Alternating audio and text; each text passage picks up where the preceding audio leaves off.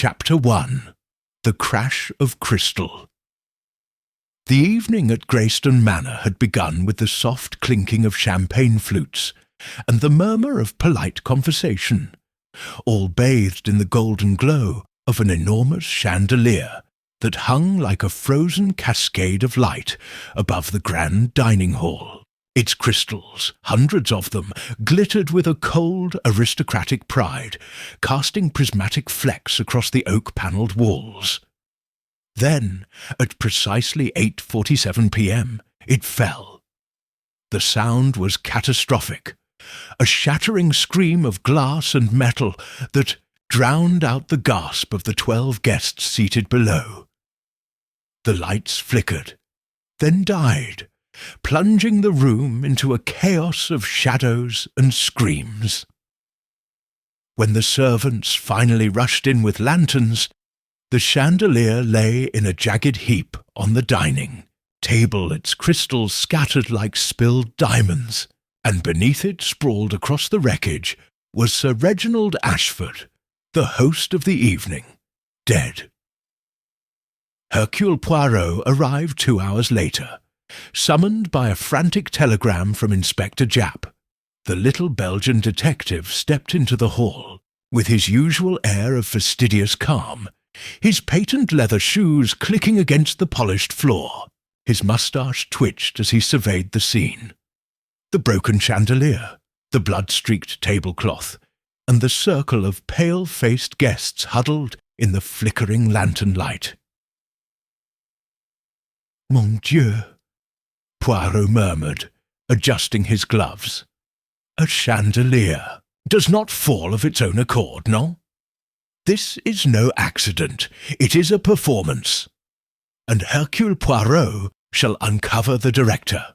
Inspector Japp, a stout man with a perpetually furrowed brow, approached him, wiping sweat from his forehead despite the chill in the room. "Glad you're here, Poirot. It's a right mess. Sir Reginald's skull was smashed in. Looks like the chandelier did it. But the cable up there," he pointed to the ceiling where a frayed rope dangled like a hangman's noose. "It's been cut clean through. Someone wanted him dead." Poirot tilted his head, his green eyes glinting. "Cut, you say? Then we have a murderer among us, Inspector. But tell me, who are these players in our little drama?" Japp gestured to the group of guests, who stood in uneasy clusters near the fireplace. "You've got the lot of them here. Family, friends, business partners. Sir Reginald was a wealthy man, owned half the steelworks in the north. Plenty of people might have had a grudge." "Very well," Poirot said, clasping his hands behind his back. "Let us begin with the obvious. Who was seated nearest to Sir Reginald when the chandelier made its grand descent?" Japp flipped open his notebook. "That'd be his wife, Lady Evelyn Ashford. She was right beside him, screamed loudest when it happened. Then there's his brother, Marcus Ashford, across the table, and Miss Clara Duval, some French singer he'd invited, next to Marcus. The rest were farther off, but no one's left the manor since." Poirot's gaze drifted to the wreckage. A single crystal, smeared with blood, caught his eye amid the debris. He bent down with surprising agility for a man of his stature, and plucked it up with a handkerchief, holding it to the light. "Curious," he said softly.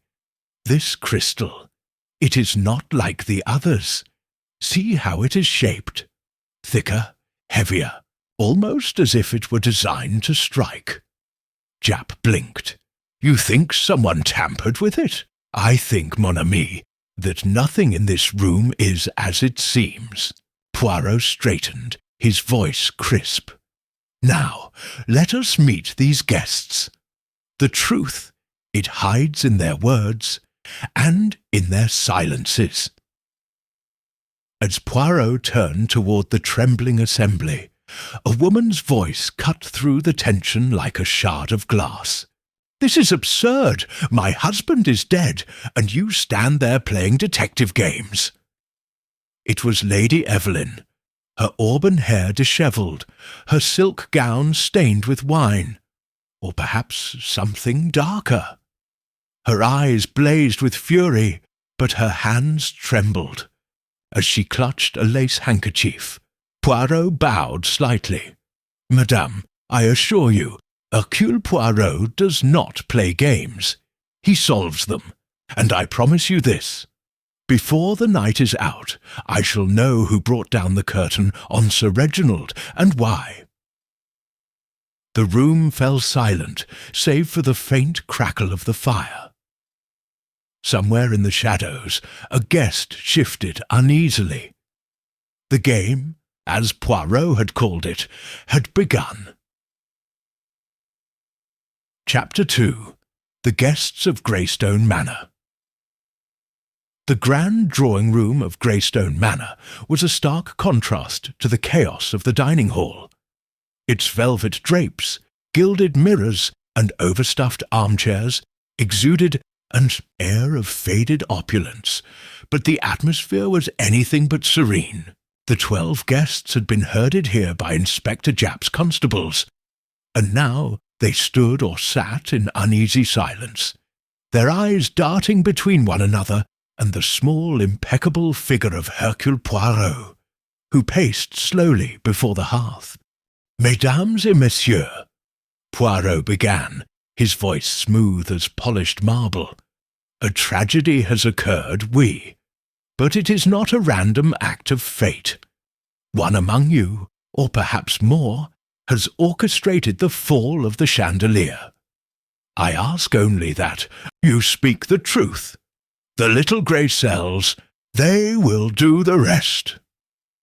A snort came from a broad-shouldered man slouched in an armchair, a glass of brandy dangling from his hand.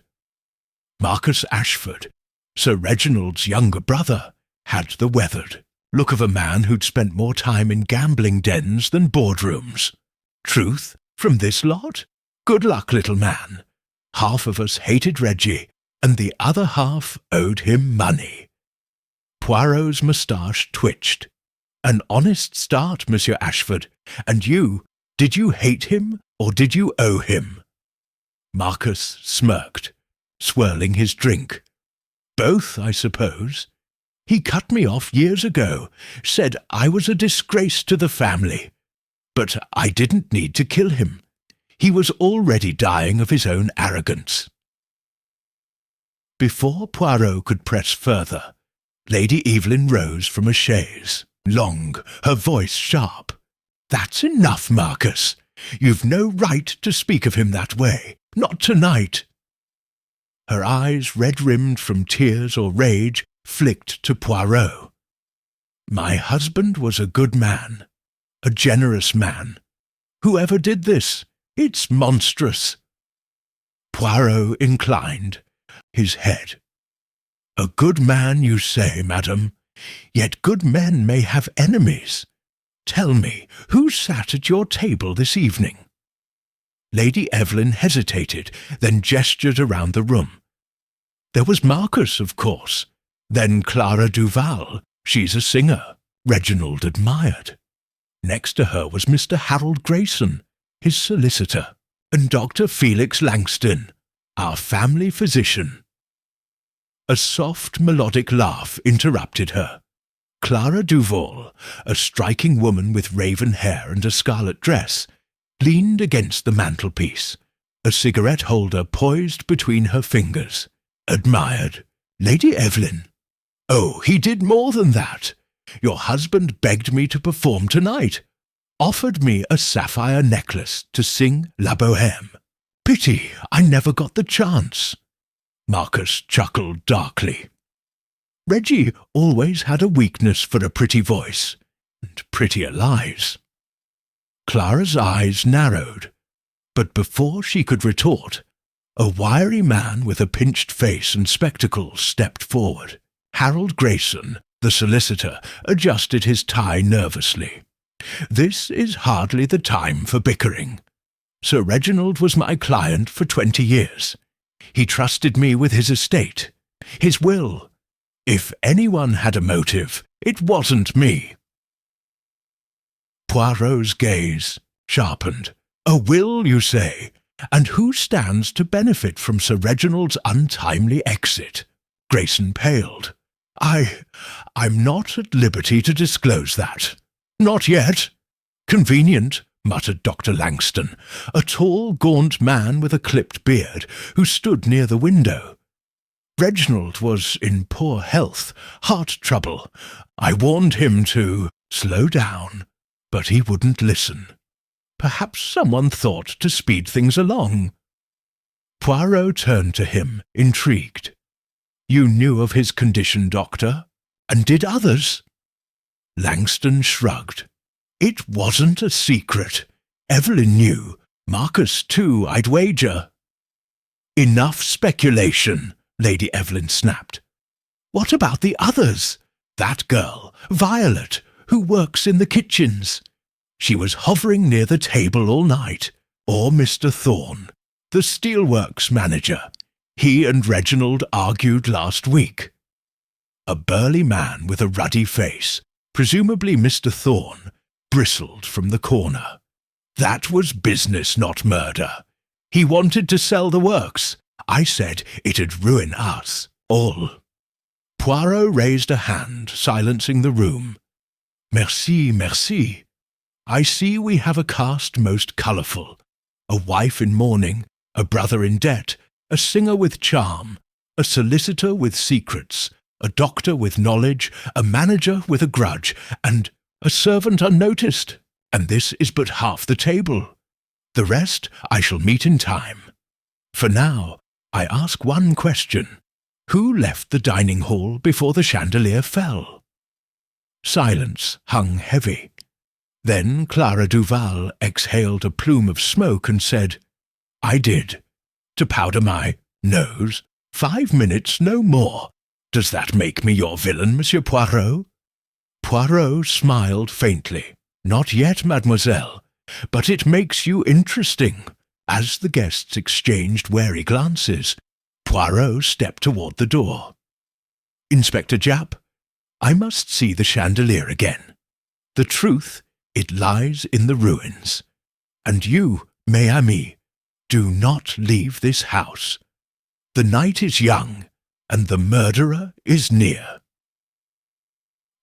Fire crackled as he departed, leaving behind a room thick with suspicion, and the faint clink of a crystal shard rolling unnoticed across the floor. Chapter 3. A Glimmer in the Dark. The dining hall of Greystone Manor was a battlefield of broken elegance. The shattered chandelier sprawled across the table like the skeleton of some glittering beast, its twisted arms of brass and iron entwined with the remnants of Sir Reginald's final meal. Spilled wine, crushed porcelain, and a single overturned candlestick still dripping wax. The air smelled of dust and blood, and the faint hum of Inspector Japp's constables murmuring in the corridor was the only sound as Hercule Poirot stepped back into the scene of the crime. "Alors," Poirot said, his voice a quiet command, "let us see what this fallen giant has to tell us." He adjusted his hat and knelt beside the wreckage, his gloved hands hovering over the debris with the precision of a surgeon. Inspector Japp hovered nearby, lantern in hand. "Careful, Poirot. The lads have already cordoned it off, but it's a devil of a mess. Sir Reginald's right under there, skull cracked like an egg. Coroner's on his way." Poirot waved a dismissive hand. "The body, it will speak in time. But first, the chandelier. It is the weapon but also the witness." He reached into the pile and lifted a jagged piece of crystal, turning it in the lantern light. It was the same heavy, blood-smeared shard he'd noticed earlier. Its edges rougher than the others, its weight unnatural. Japp squinted. Looks like the rest to me. Just bigger, maybe. None, Inspector, Poirot said, his eyes gleaming. This is no ordinary crystal. Observe, its shape is irregular, its surface scratched. The others, they are uniform, cut with precision for beauty. This one? It is a brute, a tool. He set it down and scanned the wreckage, his fingers brushing against a twisted metal arm. And here, regardez, a wire thin as a hair caught in the frame. Jap leaned closer, holding the lantern higher. A faint glint revealed a taut silver thread, barely visible, tangled in the chandelier's skeleton. What the devil's that? Poirot's moustache curled upward. A fishing line, perhaps, or a piano wire, strong enough to hold, yet fine, enough to vanish in the shadows. Someone used this to guide the fall, or to ensure it struck true. You mean they rigged it? Jap's voice rose with incredulity. Cut the cable and aimed it at Sir Reginald? Précisément, Poirot replied, standing and brushing dust from his knees. This was no impulsive act. It was planned, calculated. The murderer knew where Sir Reginald would sit, knew the weight of the chandelier, knew the moment to strike. But how? That is the question. Jap scratched his head. Could have been anyone with access to the room. Servants, guests. There's a gallery up there too, where the cable was tied. Open to all of them before dinner. Poirot nodded, his gaze drifting to the ceiling.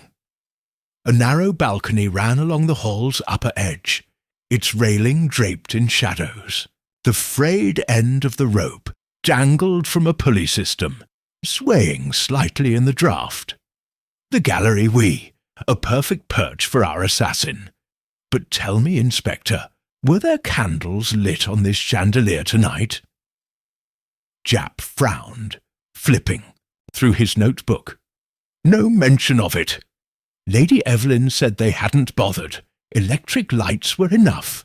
Why? Poirot pointed to the candlestick on the table, its wax pooled in a frozen cascade. Then why this? A single candle burning amidst the ruin. It fell with the chandelier, yet it was not part of it. Curious, no? Jap's brow furrowed deeper. You think it's a clue? I think, mon ami, that everything here is a clue, or a deception. Poirot stepped back, his hands clasped behind him. The wire, the crystal, the candle, they whisper a story. But we must listen closely. Bring me the servants who prepared this room. One of them may have seen something or done something. As Jap barked orders to a constable, Poirot's eyes lingered on the chandelier's remains. A faint shimmer caught his attention. A tiny fragment of glass, no larger than a pea, lodged in the table's wood. He pried it loose with a pocket-knife and held it up, its surface reflecting the lantern's glow in a strange, fractured pattern. Qu'est-ce que c'est? He murmured. Unlike the other crystals, this one bore a faint etching, a tiny, deliberate mark, like the letter V. His lips pursed, a signature perhaps, or a taunt. Before he could ponder further, a timid voice broke his reverie. Monsieur Poirot? A young woman in a maid's uniform stood at the doorway, her hands twisting in her apron. It was Violet, the kitchen girl Lady Evelyn had mentioned. Her wide eyes darted to the chandelier, then back to him. Poirot turned, his expression softening. Mademoiselle Violette, I presume. Come, do not be afraid. Tell me, what did you see in this room before the dinner began? Violet swallowed hard. I was setting the table, sir. The chandelier was fine then, all lit up and sparkling. but there was a man up in the gallery, moving about. I didn't think much of it, just one of the guests, maybe. Then I left, to fetch the wine. A man? Poirot's voice sharpened. Did you see his face? No, sir. It was dark up there. Just a shadow, really. Tall, I think. That's all. Poirot exchanged a glance with Japp, who scribbled furiously in his notebook. Merci, mademoiselle. You have been most helpful. Now, go and rest. The night has been unkind to us all. As Violet scurried away, Poirot pocketed the etched fragment and turned to Japp. A shadow in the gallery, a wire in the wreckage, a candle out of place. The pieces, they begin to form a picture, Inspector. But it is not yet clear.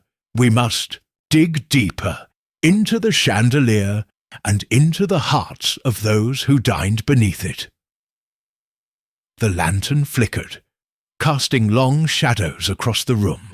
Somewhere in the manor, a clock struck midnight, its chime echoing like a warning. Chapter 4. Whispers of Motive. The drawing-room of Greystone Manor had grown stifling, the air thick with the scent of cigar smoke and unspoken accusations. The guests, still confined by Inspector Japp's orders, shifted restlessly as Hercule Poirot re-entered, his small frame radiating an authority that belied his size. The etched crystal fragment weighed lightly in his pocket, but its mystery pressed heavily on his mind, mes amis. Poirot began, his voice cutting through the murmurs. The chandelier has spoken to me. It tells of a wire, a shadow, and a candle misplaced, but it does not name its master.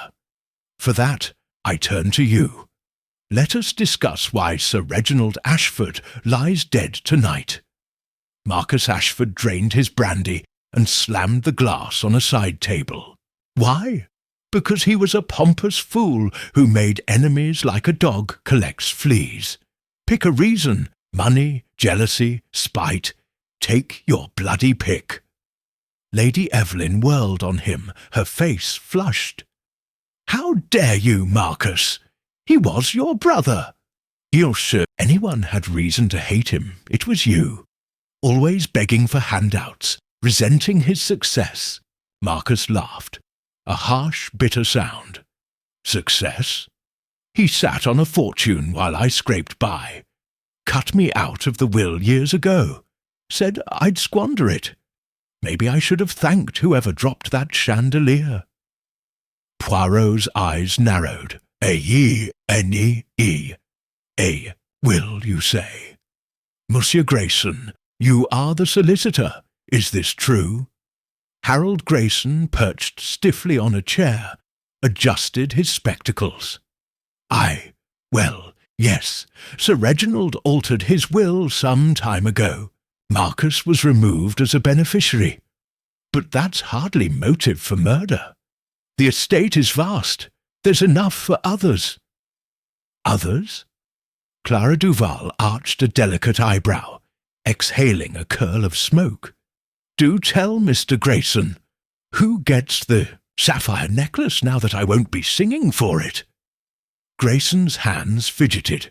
I can't disclose specifics yet. The will must be read formally. Enough of this! Mr. Thorne, the steelworks manager, lumbered to his feet, his ruddy face darkening. Reginald was selling the works out from under us. Hundreds of jobs lost, my livelihood included. If anyone had a motive, it's me. But I didn't touch that blasted chandelier. Poirot tilted his head. A sale, Monsieur Thorne? When did this decision come to light? Last week, Thorne growled. We argued about it, loudly. He wouldn't budge. Said he'd found a buyer in London. I told him he'd regret it. And now he does, Poirot mused, his tone deceptively mild. Most interesting. And you, Dr. Langston, what of Sir Reginald's health? Could his death have been hastened? Dr. Langston crossed his arms, his gaunt face impassive. His heart was weak, yes. I prescribed rest and medication. But a chandelier to the head, that's no medical condition I can treat. A ripple of nervous laughter broke the tension, but it faded as Poirot turned to Clara Duval. Mademoiselle, you left the dining hall before the fall. 5 minutes, you said. Where did you go? Clara met his gaze with cool defiance. To the powder room, as I told you. I reapplied my lipstick, checked my hair. A lady must look her best, even for a boor like Reginald. And did you see anyone else? Poirot pressed. She hesitated, then shrugged. No one worth mentioning. The hall was quiet. Poirot's moustache twitched. Quiet, yet a shadow moved in the gallery. Curious, no? He paced slowly, his shoes clicking against the floor. And you, Madame Evelyn, what did your husband say to you before the chandelier fell? Lady Evelyn's hands tightened around her handkerchief. He was cheerful, talking about the future, the steelworks sale. He said Evelyn will be free soon. I thought he meant from worry. Now I wonder. Free, Poirot echoed softly. A word with many meanings. Free from debt, from enemies, or from life itself. A sudden clatter interrupted him. Violet, the maid, had entered with a tray of tea and dropped a cup, her face pale. Sorry, sir, she stammered, bending to clean it up. I didn't mean— Poirot knelt beside her, his voice gentle. Mademoiselle, you are nervous. Why? Did you hear something tonight? Something you have not told me? Violet's eyes darted to the guests, then back to him. I heard Sir Reginald arguing earlier, in his study before dinner, with a man. They were shouting about money. Who? Japp interjected, stepping forward. I don't know, sir, Violet whispered. I didn't see. I just heard the voices through the door. Poirot rose, his expression unreadable.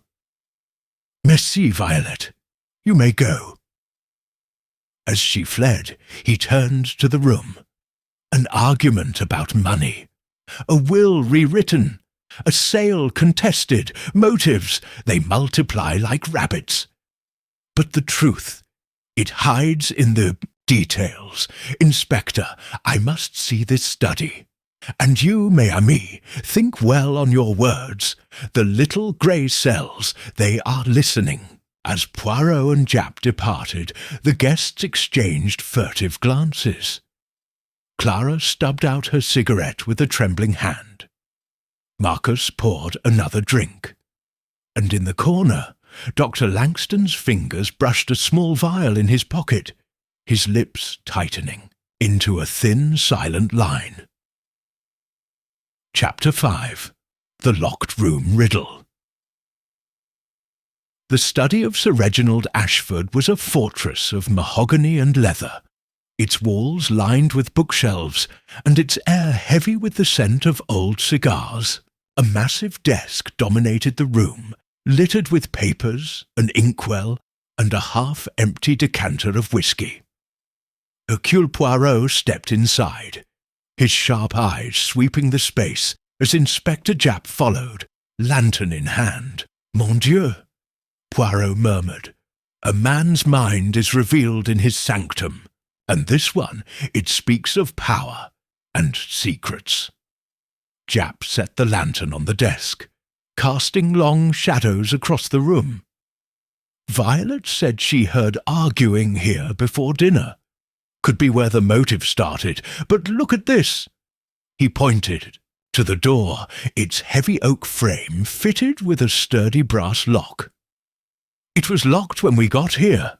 Keys still in Sir Reginald's pocket. How'd anyone get in or out? Poirot's moustache twitched with interest. A locked room, you say? A puzzle most delightful. Let us see. He examined the lock, then the windows. 2 tall panes, both latched from the inside, their glass unbroken. A faint draught stirred the curtains, but nothing suggested forced entry. Impossible, Japp muttered. Unless Violet's lying, someone was in here with him. But how? Poirot tapped his temple. The impossible, Inspector, is merely the possible in disguise. The little grey cells, they will find the answer. First, we search. He moved to the desk, sifting through the papers with gloved hands. Bills, contracts, a letter from a London firm confirming the steelworks sale. All mundane, yet telling. Then, beneath a ledger, he found a small crumpled note. Its script was hurried, the ink smudged. Reginald, you'll pay for this betrayal. Tonight. Poirot held it up, his eyes glinting. A threat, Inspector. Unsigned but personal. Ah, murderer, perhaps? Japp took the note, frowning. Could be anyone. Thorne, Marcus, even Grayson. They all had bones to pick. But it doesn't explain the locked door. Patience, mon ami, Poirot said, turning to a bookshelf. He ran, a finger along the spines, then paused at a gap where a book was missing. Curious, a space where something belongs. And here, he bent down, spotting a faint scuff mark on the rug near the shelf. A struggle, perhaps, or a clue. Before Japp could respond, a sharp cry echoed from the corridor. The 2 men rushed out to find a constable barring the drawing room door, his face pale. Sir, it's Lady Evelyn. She's locked herself in the parlour across the hall. Says she won't come out till you've caught the killer. Poirot's brow furrowed. Another locked room. The night grows theatrical. Take me to her. The parlour door was a twin to the study's, solid oak, bolted shut. Japp pounded on it. Lady Evelyn, it's Inspector Japp. Open up, please. A muffled voice replied, trembling but firm. No, I found something. A letter in Reginald's coat. It's too dangerous. I'll only speak to Monsieur Poirot. Alone. Japp bristled. This is madness, Poirot. She could be stalling, or worse. Poirot raised a hand. Calm yourself, Inspector. A lady in distress is not always a villain. Madame Evelyn, it is I, Hercule Poirot. Open the door, s'il vous plaît, and trust me with your secret. A long pause followed. Then the bolt slid back with a groan. Lady Evelyn stood in the doorway, her face ashen, clutching a folded paper. Monsieur, I didn't know who else to turn to. This was in his pocket when they moved his body. Read it. Poirot took the letter, unfolding it carefully. The handwriting matched the note from the study, but this one was longer. Reginald, your greed ends tonight. The chandelier will fall, and with it your empire. You should have listened, V. V, Poirot whispered, his mind racing to the etched crystal in his pocket. A signature, after all. Madam, when did you find this? Just now, she said, wringing her hands. I went to see him, to say goodbye, and it fell from his coat. Does it mean the killer planned it all? That V, who is it? Poirot's gaze softened. It means, madame, that we are closer to the truth. But tell me, why lock yourself away? She hesitated, her voice dropping to a whisper. Because I heard footsteps outside the drawing room, soft, like someone watching. I was afraid. Japp snorted. Footsteps? Could have been a constable. You're jumping at shadows, Lady Evelyn. Perhaps, Poirot said, or perhaps not. The shadow in the gallery, the wire in the chandelier, the V on the crystal. They weave a web, Inspector. And now a locked study and a frightened widow. The riddle grows. He tucked the letter into his pocket beside the crystal fragment. Madame, return to the others. Say nothing of this yet.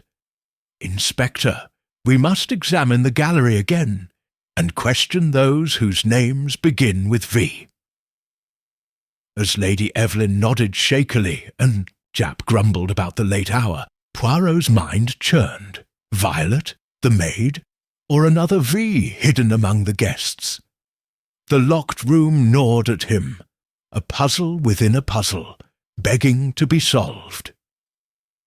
Outside, the wind howled against Greystone Manor, as if urging the night toward its dark crescendo. Chapter 6. Shadows of the Past. The gallery above the dining hall was a narrow, shadowed perch, its wooden railing worn smooth by decades of hands. Hercule Poirot stood at its edge, peering down at the wreckage of the chandelier below, its twisted remains glinting faintly in the lantern light Inspector Japp held aloft. The air was cooler here, tinged with the musty scent of old wood and dust, but Poirot's mind was ablaze with the heat of discovery. Voici, he said, pointing to the pulley where the chandelier's rope had been severed. The cut is clean, a blade, sharp and sure. And see this? He knelt, lifting a tiny splinter of wood from the floor, its edge stained with a dark smudge. Oil, perhaps, or grease. Someone stood here prepared and left their mark. Japp squinted at the splinter. Could be from a servant oiling the pulley earlier. Doesn't prove much. No, Inspector, Poirot countered, rising with a faint smile. It proves carelessness. A murderer who plans so meticulously, yet leaves a trace. This is a contradiction. We must look to the past to understand the present. Come, let us return to our guests. Their histories, they will illuminate the shadows. Back in the drawing room. The atmosphere had thickened with exhaustion and suspicion. The guests sat in uneasy silence, their faces etched with the strain of the night. Poirot clapped his hands, drawing their attention like a conductor summoning an orchestra. Mesdames et messieurs, he began, a letter threatens Sir Reginald with betrayal. A crystal bears the mark of V. A shadow moves in the gallery. These are not mere threads. They are chains forged in the past.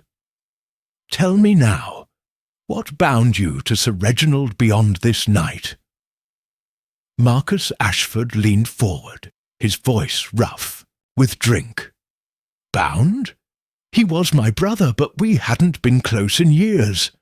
Not since the factory fire, 20 years back. Nearly bankrupted us. Reggie blamed me. Said I'd skimped on safety to pocket the profits. Rubbish. But he never forgave me. Poirot's eyes sharpened. A fire, you say? Lives lost, perhaps. 3 workers, Marcus admitted, his gaze dropping. Reggie rebuilt the steelworks, made his fortune. I got nothing but scorn. Lady Evelyn's voice cut in, brittle as glass. That fire haunted him.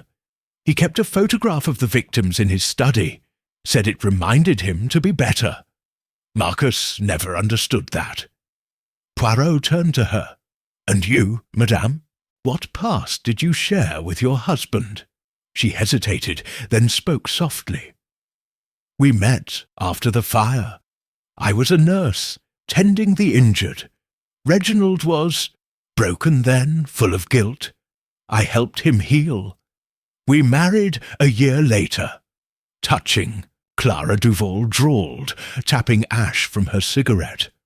My turn, I suppose. I met Reginald 5 years ago in Paris. He was funding an opera, loved the arts, or so he claimed. Chased me like a schoolboy till I agreed to sing for him, that's all. Poirot tilted his head. And did he chase others, mademoiselle? Clara smirked. Ask his wife. I wasn't the first to catch his eye. Lady Evelyn flushed, but said nothing. Poirot moved on to Harold Grayson, who shifted uncomfortably. Monsieur Grayson, you knew Sir Reginald longest. What shadows linger from those 20 years? Grayson cleared his throat. I handled his legal affairs after the fire. Insurance, claims, settlements for the families. He was generous with them, more than he had to be. Built his reputation on it, that's all I'll say. And you, Dr. Langston? Poirot pressed, his gaze piercing the physician's calm facade. Langston's fingers tightened around his chair's armrest. I treated him after the fire. Burns, shock. Kept him alive when his heart faltered. Been his doctor ever since. His health was my business, not his secrets. Poirot nodded, then turned to Mr. Thorne. And the steelworks manager, what history there? Thorne scowled. Started as a foreman under him, worked my way up. He trusted me to run things till this sale nonsense. 20 years of loyalty, and he throws it away. Fascinating, Poirot mused, pacing slowly. A fire that scars a family, a fortune built on ashes, a marriage born of mercy, a flirtation with art, a legal shield, a doctor's care, a manager's pride. And yet one piece is missing. He paused, his voice dropping. Violet, the maid, she spoke of an argument in the study. Who among you was there? Silence fell, heavy and taut. Then Dr. Langston spoke, his tone measured. I was. Briefly. Reginald asked about his medication. Wanted to know if he could cut back. I said no. He got angry, shouted about being trapped. That was it. Poirot's moustache curled. Trapped, you say? By his health or something else? Langston shrugged. He didn't elaborate. I left him there, alive. Alive, Poirot echoed, but not for long. The past, it casts long shadows, mes amis, and one of them holds a blade. As he stepped back, a faint creak sounded from the hallway. Violet appeared, her apron clutched in her hands. Monsieur Poirot, I remembered something. That man in the gallery, before dinner, he dropped this. She held out a small tarnished pocket watch, its face cracked, its hands frozen at 8:45. Poirot took it, his eyes narrowing. 2 minutes before the fall. Merci, Violette. This, it is a key to the shadows. The room stirred with unease as Poirot pocketed the watch beside the crystal and the letters. The past had spoken, but its full tale was yet to unravel. Chapter 7. The Alibi that Flickered. The drawing-room of Greystone Manor seemed to shrink as the night wore on, its walls pressing in on the guests like a vice. Hercule Poirot stood before the fireplace, the tarnished pocket-watch in one hand, its cracked face glinting in the firelight. The other hand rested lightly on the crystal fragment in his pocket, its etched V a silent taunt. He turned to the assembled suspects, his green eyes sharp as a blade. Mesdames et messieurs, he said, his voice a quiet thunder. The hour grows late, and the lies, they grow thin. A watch stopped at 8:45, 2 minutes before the chandelier fell. A shadow in the gallery, a wire in the wreckage. And now we test the alibis.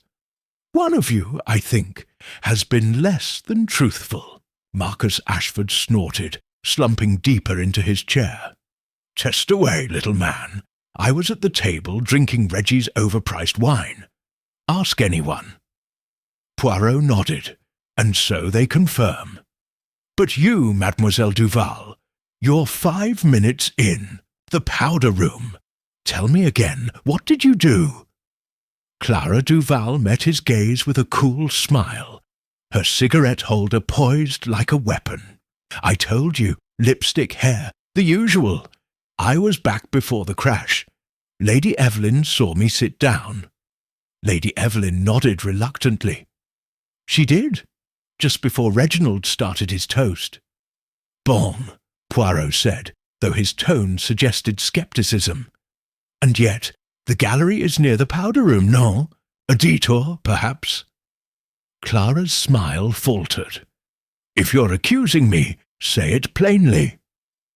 Not yet, Poirot replied, turning to Dr. Langston. You, Doctor, were in the study with Sir Reginald. When did you leave? Langston's gaunt face remained impassive. Around 8:30. I went straight to the dining hall, joined the others before the meal started. Grayson can vouch for me. We spoke about the weather. Harold Grayson adjusted his spectacles, nodding. That's right. He was there when I arrived, about 8:35. Poirot's moustache twitched. A tight timeline, Doctor. The gallery is but a minute's walk from the study. Time enough, perhaps, to climb the stairs. Langston's eyes narrowed. I'm no acrobat, monsieur. I sat down and stayed there. Perhaps, Poirot mused, shifting his attention to Mr. Thorne. And you, Monsieur Thorne, where were you at 8:45? Thorne crossed his burly arms. At the table, same as Marcus. I'd been there since 8:40, arguing with Reginald about the sale. Didn't budge till the chandelier came down. Lady Evelyn nodded. He's right. They were still at it when I called for the toast. Poirot paced slowly, the watch ticking in his mind if not in his hand. A room full of witnesses, yet a shadow moves unseen. Monsieur Grayson, your turn. Where were you? Grayson swallowed hard. I was late to the table. Had a call in the library. Business, you see. Joined the others just as the soup was served around 8:43. Poirot stopped, his head tilting. A call? In the library? Alone? Yes, Grayson said, his voice faltering. It was brief. I hurried back. Curious, Poirot said, his tone deceptively soft. The library is near the gallery stairs, and you, a man of precision, arrived just in time for the fall. Tell me, who was this call with? Grayson's hands twisted together. A client, in London, about the steelworks sale. Poirot stepped closer, his voice dropping. A client, you say? Yet the telephone in the library, it has no record of a call tonight. Inspector Japp checked. Explain this, monsieur. The room went still. Grayson's face drained of colour. I must have misremembered. It was earlier, perhaps. I was in the library alone, yes, but I didn't. Lies flicker like a candle in the wind. Poirot interrupted, holding up the pocket watch. This was found in the gallery. Does it belong to you? Grayson stared, his mouth working soundlessly. No, I've never seen it. Then whose is it? Poirot pressed, turning to the others. A watch stopped at 8:45. A moment of truth. Speak now. or the little grey cells will speak for you." Violet, hovering near the door with a tray, gasped softly, her eyes wide. "Sir, I think I've seen that watch before. Mr. Grayson had one like it, dropped it in the kitchen last week. I gave it back to him." Grayson shot to his feet, his voice shrill. "That's nonsense! I lost that watch ages ago. She's mistaken." Poirot's smile was cold. "Mistaken? Or inconveniently precise? You were not at the table, Monsieur Grayson. You were near the gallery, alone, and now a watch ties you to the scene. What say you?" I didn't do it," Grayson stammered, sweat beading on his brow. "I swear I was back before it fell." "Perhaps," Poirot said, pocketing the watch. "But your alibi, it flickers, and soon it may go out. Inspector, search his room. We may find more than words to damn him." As Japp signalled a constable, the guests erupted into whispers. Clara's cigarette trembled in her hand. Marcus smirked, muttering, "Slippery little weasel." And Lady Evelyn clutched her handkerchief, her eyes darting to Grayson with a mix of fear and doubt. Poirot stepped back, his mind racing. A lie exposed. But was it the lie? The V on the crystal, the wire, the shadow, they still danced just beyond his grasp. The night was far from over. Chapter 8. A Game of Trust. The clock in Greystone Manor's drawing-room struck 2 a.m., its chime a hollow echo against the growing unease. Hercule Poirot stood near the window, watching as Inspector Japp and a constable escorted a protesting Harold Grayson from the room to search his quarters. The solicitor's cries of innocence faded down the hall, leaving the remaining guests in a brittle silence, their nerves frayed like the chandelier's severed rope. Poirot turned, his gaze sweeping the room. Mes amis, the net tightens, but the fish, it still slips free. A watch places Monsieur Grayson near the gallery, yet the V on the crystal, the wire, the motive, they do not yet align. I require assistance. Who among you will aid Hercule Poirot? Marcus Ashford barked a laugh, swirling his brandy. Aid you? I'd sooner help a hangman tie my own noose. You're on your own, little man. Lady Evelyn dabbed her eyes, her voice trembling. I want justice, monsieur, but I've no strength left to play detective. Clara Duval exhaled a plume of smoke, her tone dry. I'd offer, but I suspect you'd rather accuse me next. Poirot's moustache twitched, unperturbed by the rebuffs. Then a soft voice spoke from the corner. I'll help, sir, if you'll have me. All eyes turned to Violet, the maid, who stood clutching her apron, her round face flushed but resolute. I know the house, sir, every nook and cranny, and I want to know who did this. Sir Reginald was kind to me, gave me this job when no one else would. Poirot regarded her with a rare warmth. Mademoiselle Violet, your courage does you credit. Very well, you shall be my eyes where mine cannot see. Tell me, did you notice anything else tonight? Anything overlooked? Violet bit her lip, then nodded. Yes, sir. When I fetched the wine before dinner, I saw someone in the back corridor, near the servants' stairs to the gallery. They were carrying something shiny. I thought it was a tray, but now, maybe it wasn't. Poirot's eyes gleamed. Shiny, you say? Like a blade, perhaps. Who was it? I couldn't tell, sir, Violet admitted. It was dark, and they had a coat on, hooded like, but they moved quick up the stairs. Mon Dieu, Poirot murmured, clasping his hands behind his back. A figure cloaked in shadow, a blade in hand. This aligns with our wire, our cut rope. Merci, Violet. You have given me a thread to pull. Dr. Langston shifted in his seat, his voice cool. Maid's fancy, that's all. Could have been anyone, servant, guest, even Grayson sneaking about. Perhaps, Poirot said, but the little grey cells, they do not dismiss so easily. Violet, show me these stairs. The rest of you, remain here. The truth, it draws near.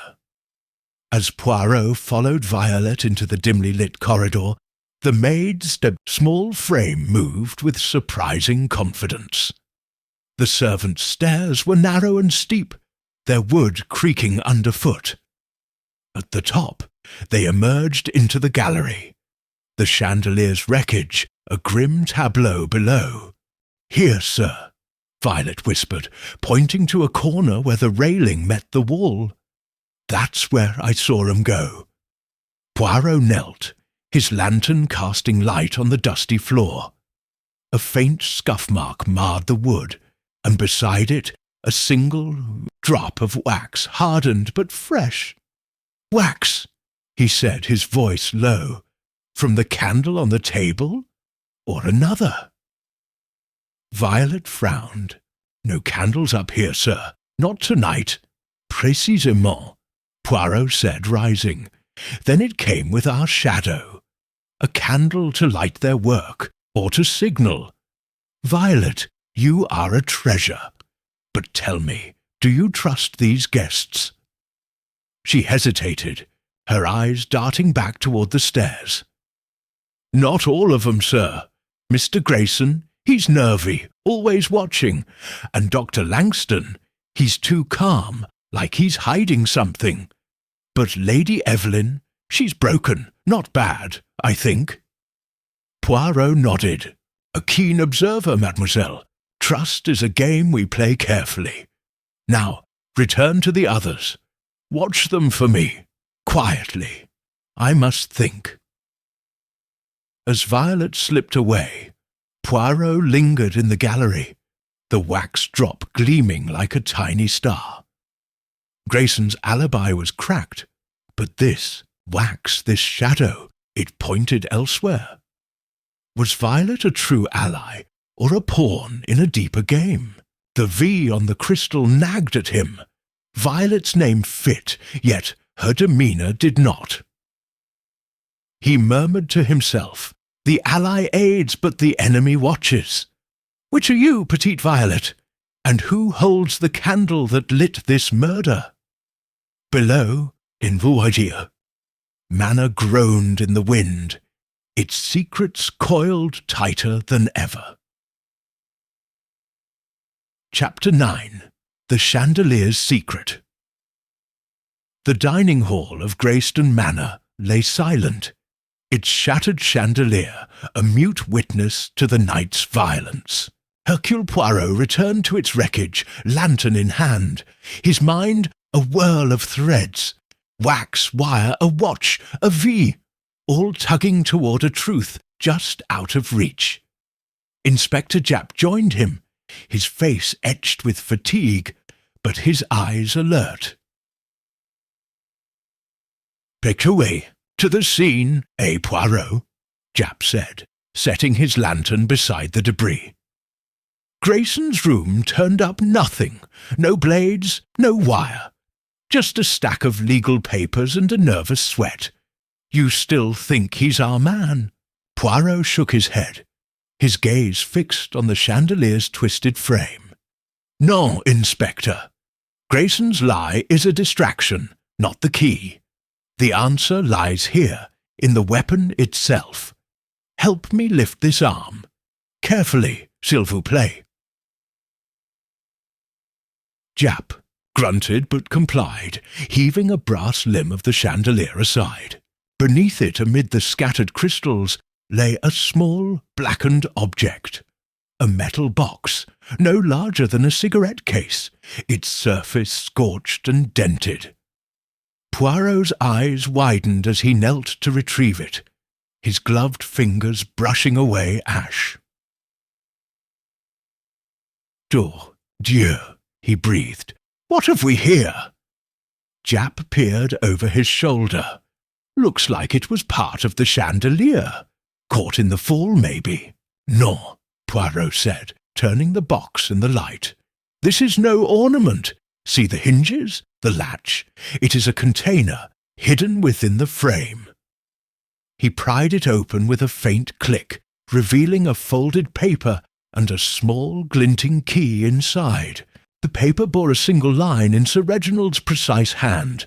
"To V, forgive me. The truth is yours." Poirot's moustache curled upward. A secret within a secret.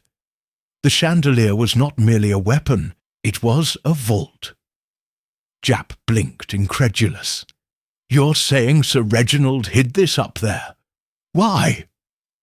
"To protect it," Poirot replied, unfolding the paper further. It was a codicil to his will, dated a week prior, its ink still sharp. "To Violet Harrow, my ward, I leave the steelworks and half my estate in amends for the fire that took her kin." He paused, then added, "Violet, our maid, the V is hers." Japp's jaw dropped. "The maid, his ward, what's this about a fire?" Poirot rose, the key dangling from his fingers. "The factory fire 20 years ago. Marcus spoke of it. 3 lives lost. Violet's family, I suspect. Sir Reginald took her in, raised her in secret.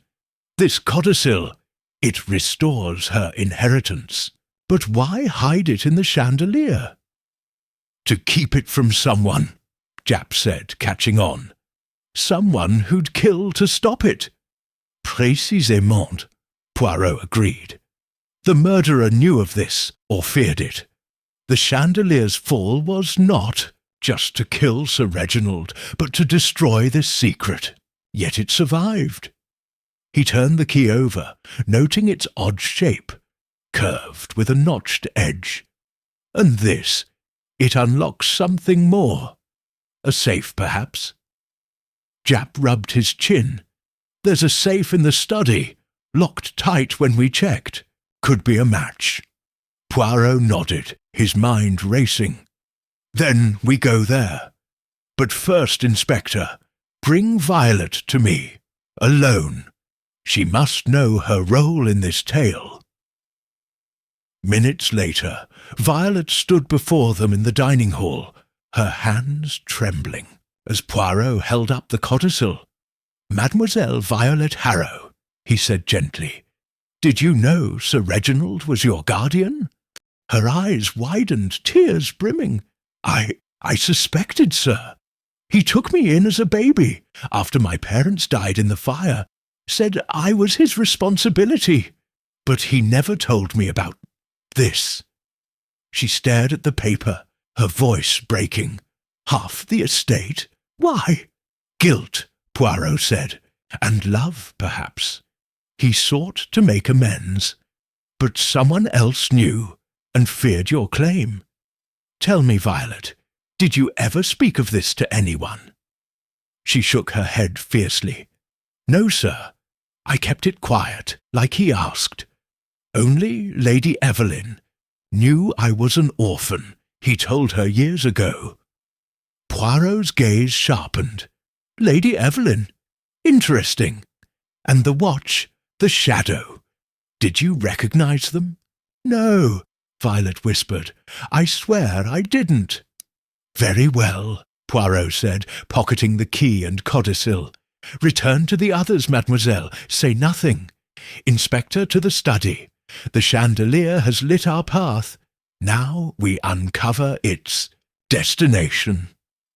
As they left the hall, Japp muttered, "If Violet's the V, who's the killer? Someone after her inheritance?" "Perhaps," Poirot said, his voice low. or someone betrayed by it. The fire, the fortune, the fall, they are linked. And this key, it will open more than a safe. It will open the truth. The lanterns flickered as they moved, casting long shadows that danced like ghosts across the manor's walls. Chapter 10. The Final Gathering. The drawing-room of Greystone Manor was a crucible of nerves as Hercule Poirot summoned the guests once more. The clock neared 3 a.m., its hands creeping forward like reluctant witnesses to the night's unravelling. Lanterns cast a dim glow over the assembled faces. Lady Evelyn, Marcus, Clara, Dr. Langston, Mr. Thorne, Harold Grayson, and Violet, each etched with a mix of dread and defiance. Inspector Japp stood by the door, his constables flanking him, while Poirot took centre stage, the codicil and key in hand. Mesdames et messieurs, Poirot began, his voice a velvet blade. The hour of truth has come. The chandelier did not fall by chance. It was cut, guided by a wire, aimed at Sir Reginald. But it held a secret. A codicil naming Violet Harrow his heir, hidden in a box within its frame. This was no mere murder. It was a strike at a legacy. And now we shall see who wielded the blade. Lady Evelyn gasped, her hand flying to her mouth. Violet? His heir? That's impossible. Not impossible, Madame, Poirot said, holding up the codicil. Fact. Sir Reginald sought to atone for a fire that claimed her family, his guilt, his burden. But someone knew and feared her gain. Let us review. He turned to Marcus, who glared back, brandy glass in hand. You, Monsieur Ashford, blamed your brother for cutting you out after the fire. Did you know of Violet's claim? Marcus sneered. First, I've heard of it. Reggie never breathed a word. If I'd known, I'd have laughed. Another fool's errand of his. Poirot nodded, shifting to Clara Duval. Mademoiselle, you charmed Sir Reginald. Did he confide in you? Clara stubbed out her cigarette, her voice icy. He promised me jewels, not secrets. I didn't care about his maid or his money, only what he owed me.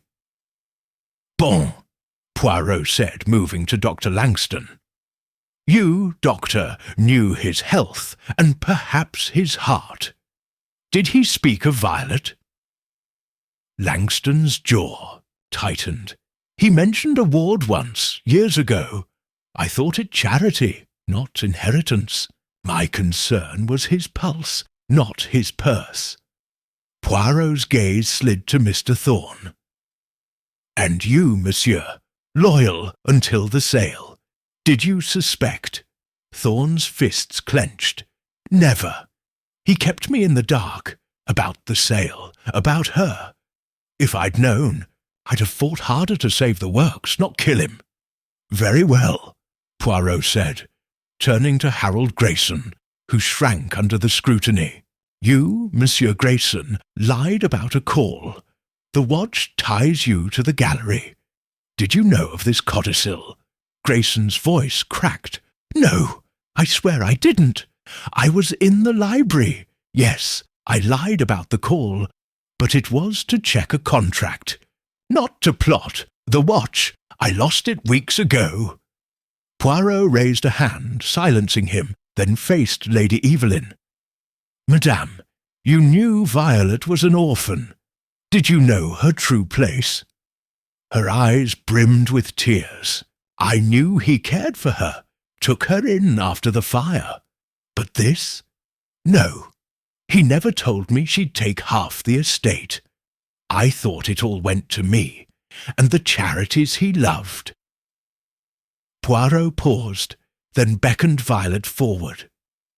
Mademoiselle Harrow, you stand at the heart of this. Did you know? Violet shook her head, her voice small. Not till tonight, sir. He was kind but distant. I never dreamed—" "Enough!" Marcus snapped, slamming his glass down. "This is a circus. If the girl's the heir who killed Reggie, that's what matters." "Patience, monsieur," Poirot said, his tone steely. "The killer sought to bury this secret with Sir Reginald. The wire, the watch, the wax, they point to the gallery. Violet saw a shadow with a blade. Grayson's alibi falters, yet the V on the crystal, Violet's initial, complicates. Was it a mark of her claim, or a taunt from her foe?" He held up the key, its notched edge catching the light. "This unlocks a safe in the study. Inspector, fetch it. The final piece awaits." Japp returned moments later with a small steel safe, its lock matching the key's odd shape. Poirot inserted it, turned, and the door swung open. Inside lay a single item: a photograph of 3 workers, Violet's parents and an uncle, smiling outside the steelworks, with a note in Sir Reginald's hand. "To V, my debt is paid in you." Violet stifled a sob, and Lady Evelyn whispered, "Reginald." Poirot straightened, his voice rising. "A debt paid, a legacy secured, but someone cut the rope to sever it." The shadow moved at 8:45. The watch stopped. The wax fell. Who stood in the gallery? Who knew? The room held its breath, eyes darting between faces. Then Clara Duval spoke, her voice low. "I saw something before I left the table." Dr. Langston excused himself to check his bag. Said he'd forgotten a pill. He was gone longer than he claimed. Langston's face hardened. "Nonsense! I was back before the toast." "Were you?" Poirot asked, stepping closer. "Or did you climb the stairs, cut the rope, and return, a doctor's steady hand guiding death?" Langston shot to his feet. "This is absurd! I've no motive." "Perhaps," Poirot said, "but the little grey cells, they wonder. The gathering is complete. The truth, its curtain rises next." The fire crackled, casting shadows that danced like suspects in the flickering light. Chapter 11. The Twist of the Flame. The drawing-room of Greystone Manor was a tableau of tension, the air thick with the weight of impending truth. Hercule Poirot stood before the fireplace. The codicil, key, watch, and crystal fragment laid out on the mantel like evidence in a courtroom. The guests sat rigid, their eyes locked on him, while Inspector Japp and his constables flanked the exits. The clock ticked past 3:30 a.m., its rhythm a heartbeat to the drama unfolding. "Mesdames et messieurs," Poirot began, his voice a quiet storm. "The chandelier fell, Sir Reginald died, and a secret emerged. Violet Harrow, his ward, his heir. But the killer sought to bury this with him. The wire, the watch, the wax, the V, they have led us here. Now the curtain falls, and the murderer is revealed." He turned to Dr. Langston, whose gaunt face was a mask of calm. "You, doctor, were accused by Mademoiselle Duval. You left the table claiming a pill, yet returned late. A doctor's hand could cut a rope, guide a wire. Did you kill to protect a secret?" Langston's voice was steady. "I've said it. I was back before the toast. I had no reason to harm him. Check my bag if you doubt me." Poirot nodded. "We shall. But first," he pivoted to Harold Grayson, who flinched. "You, Monsieur Grayson, lied about a call. The watch ties you to the gallery. Did you fear Violet's claim would ruin your control of the estate?" Grayson's hands shook. I told you, I lost that watch. I didn't know about the codicil, I swear. Perhaps, Poirot said, his gaze shifting to Marcus Ashford. You, monsieur, hated your brother. Did you learn of Violet and strike to keep the fortune? Marcus laughed bitterly. If I'd known, I'd have toasted her, not killed him. I'm no saint, but I'm no murderer. Poirot's eyes narrowed, then moved to Lady Evelyn. Madame, you knew Violet's past. Did you resent her taking half your inheritance? Tears streaked her face. No, I loved Reginald. I'd never hurt him. I didn't know she'd get so much. Bon, Poirot said, pausing before Clara Duval. Mademoiselle, you saw Langston leave. Did you follow, perhaps to claim more than a necklace? Clara's lips curled. I'm no killer. I watched, yes, saw him go, but I stayed put. Poirot nodded, then turned to Violet, who stood trembling. And you, Mademoiselle Harrow, the V is yours. Did you know your legacy and act to secure it? Violet's voice broke. No, sir, I'd never. I loved him like a father. Poirot raised a hand, silencing the room. Enough. The clues align, but the truth, it twists. The watch stopped at 8:45. The shadow moved. The wax fell from a candle not lit on the chandelier. And the V, it is not Violet's mark, is a deception. He stepped forward, his voice rising. The killer stood in the gallery, cut the rope, and dropped the watch. Grayson's watch, lost weeks ago, but they planted it to frame him. The wax came from a candle they carried, to light their work. The wire guided the fall. And the codicil, they meant to destroy it, not knowing it would survive. Japp frowned. Frame Grayson? Then who? Poirot whirled, pointing at Dr. Langston. You, Doctor, but not alone. You had an accomplice, Mr. Thorne. The room erupted. Thorne surged to his feet, roaring, That's madness! Langston paled, his calm cracking. Preposterous! No, Poirot said, his tone unyielding. Listen, Langston, you knew Sir Reginald's health and his guilt. You treated the fire's victims, saw his remorse. Thorne, you rose from the ashes of that tragedy, loyal until the sale threatened your world. Together you learned of the codicil. Violet's claim endangered your plans. He held up the crystal. The V, you etched it, Langston, with a surgeon's precision, to cast suspicion on Violet or Grayson. Thorne, you climbed the gallery, cut the rope with a blade from your works, dropped Grayson's watch, stolen earlier, and lit a candle to see. The wax betrayed you. Thorne's face twisted. You've no proof. Mais oui, Poirot countered. The splinter in the gallery, grease from your steelworks. The wax matches a candle missing from your room, Inspector confirmed, and, Langston, your bag holds a vial of oil used to slick the wire. You argued with Sir Reginald in the study, learned of the codicil, and plotted together. Langston's voice shook. Why would I? Motive, Poirot said. The sale would fund a hospital. Your dream, Langston, tied to Sir Reginald's fortune. Violet's share threatened it. Thorne, you'd lose the works to her. A betrayal of your life's work.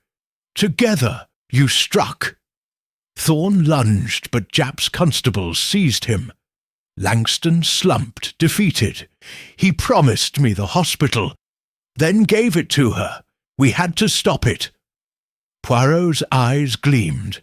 And so you did, until the chandelier's secret survived. The twist, mes amis, is this. The flame you lit to kill revealed your guilt. The room fell silent, the weight of justice settling like dust. Chapter 12. The Light of Justice. The first grey light of dawn crept through the windows of Greystone Manor, softening the harsh edges of the drawing-room where the night's drama had played out. Dr. Langston and Mr. Thorne sat handcuffed, flanked by Inspector Japp's constables, their faces a study in defeat. Langston's cold resignation, Thorne's simmering rage. The other guests remained weary but riveted as Hercule Poirot delivered his final words. "Mesdames et messieurs," Poirot said, his voice steady despite the long hours. The chandelier fell, and with it a web of greed and guilt unravelled. Dr. Langston and Monsieur Thorne sought to bury Sir Reginald's atonement, Violet's legacy, in the wreckage. They failed. The little grey cells, they have prevailed. Lady Evelyn rose, her silk gown crumpled, her eyes red but clear. "Monsieur Poirot, I can't believe it. Felix and Thorne, they were his friends. How could they?"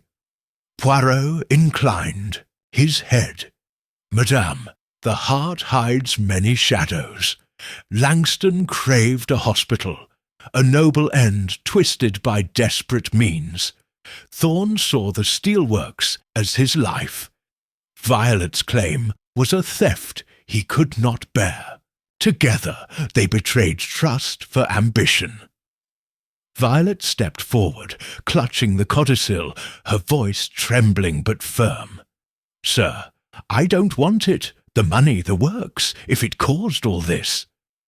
Poirot's gaze softened. "Mademoiselle Harrow, it is yours by right, not by fault. Sir Reginald wished to heal the past through you. Honour him by choosing wisely. Keep it or give it as he once did, to mend what was broken." She nodded, tears spilling. "I'll think on it, sir, for him." Marcus Ashford drained his glass, his smirk gone. "Well, I'll be damned. Reggie had a heart after all. Pity it took a chandelier to prove it." Clara Duval lit a fresh cigarette, her tone wry. "A grand finale worthy of an opera. I'll sing of it some day, minus the necklace, I suppose." Harold Grayson, exonerated but shaken, adjusted his spectacles. I'll see the will through, monsieur. For Violet, it's the least I can do." Poirot clasped his hands behind, his back surveying them all. "Justice is served, mes amis. The chandelier, it lit up a murder and a redemption. Sir Reginald's debt is paid, not in blood, but in truth." Japp clapped Poirot on the shoulder as the constables led Langston and Thorne away. "Another one for the books, eh? You're a marvel, Poirot. How'd you know the wax was the clincher?" Poirot smiled faintly. "The candle, Inspector. It was not of the chandelier, yet it fell with it. A flame to guide the cut, dropped in haste. The little details, they whisper loudest. As the guests dispersed, Violet to mourn, Lady Evelyn to grieve, the others to their lives. Poirot stepped onto the manor's porch. The sky was a pale wash of pink and gold, the air crisp with the promise of a new day.